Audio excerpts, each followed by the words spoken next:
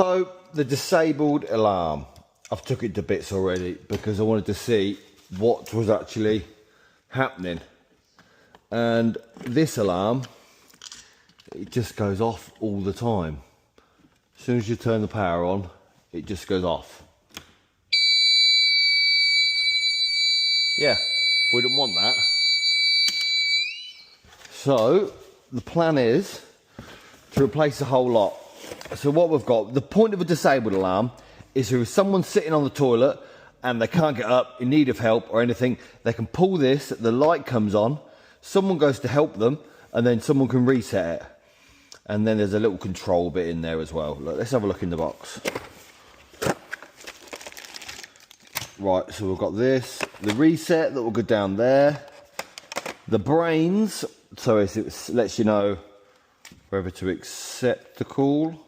We'll see what happens with that. And basically where everything's wired from. And I'm hoping with the wires that are in, we can use them, which is the plan.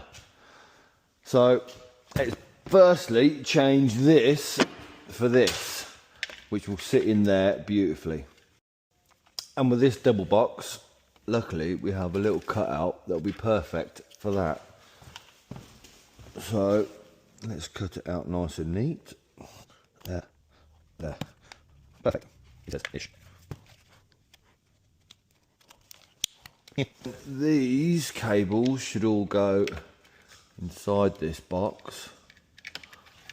Oh my god, a right rat's nest.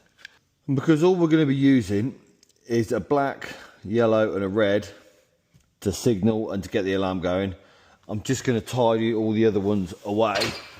So black, that was lucky, that one's green, red and yellow. So the black, which is the negative, minus VE, goes into all of them the same. So let's put this on, minus VE, make sure they're nice and tight and they're not going to come out.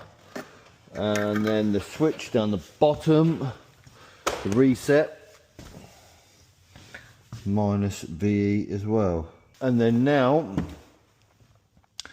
we might as well do the positive, which is plus VE, which doesn't need on the pull cord, but everywhere else it does. So we've got this and this one.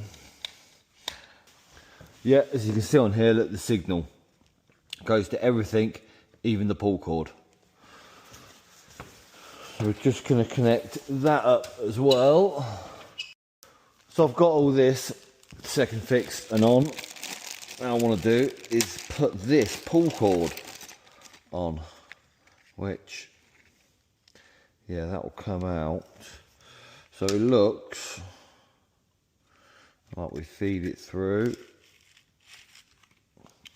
this. Now, I'll put the string in, and the reason for the 2-1, oh sugar, I broke it. The 2 is so you can pull it here or pull it there if you slip over or fall on the floor. Basically, if you're sitting here and you think, oh, let's get someone to wipe my ass for me, I can't be bothered, you can go like this. The light will come on and say, right, now I've got to sit here and wait for somebody to wipe my ass. And then luckily, with a room full of people, they'll all go, oh no, look, Ben needs someone to wipe his butt for him. And they'll either come up here and accept the call, or they can reset it from down here. Some people are a little bit shorter than the others, I don't know. Normally you'd have one at that end, but it wasn't wide like that. So then someone can see that, come in here and go, all right, yeah, Ben, do you want someone to wipe your butt, Ben? And then it'll be reset for the next person to want someone to wipe their ass.